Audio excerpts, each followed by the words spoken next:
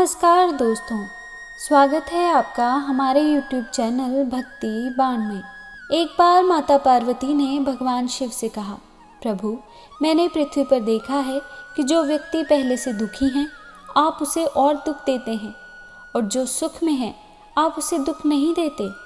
भगवान शिव ने इस बात को समझाने के लिए माता पार्वती को धरती पर चलने के लिए कहा, और दोनों ने इंसानी रूप में पति पत्नी का रूप लिया और एक गांव के पास डेरा जमाया।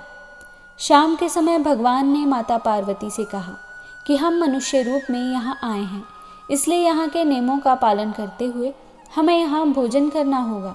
इसलिए मैं भोजन सामग्री की व्यवस्था करता हूँ, तब तक तुम भोजन बनाओ।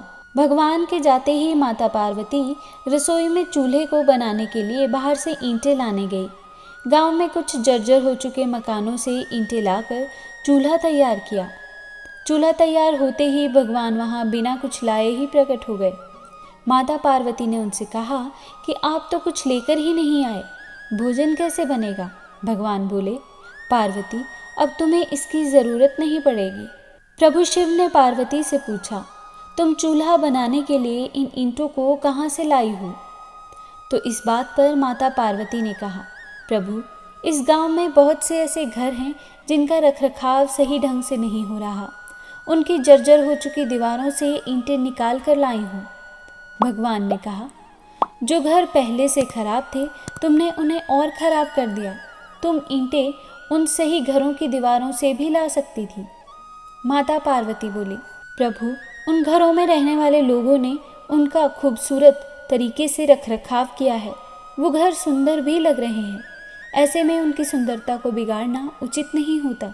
भगवान बोले, पार्वती, यही तुम्हारे द्वारा पूछे गए प्रश्न का उत्तर है। जिन लोगों ने अपने घर का रखरखाव अच्छी तरह से किया है, यानी सही कर्मों से अपने जीवन को सुंदर बना रखा है, उन लोगों को दुख कैसे हो सकता है? मनुष्य के जीवन में जो भी सुखी है वो अपने कर्मों के द्वारा सुखी है, और जो दुखी है वह अपने कर्मों के द्वारा ही दुखी है।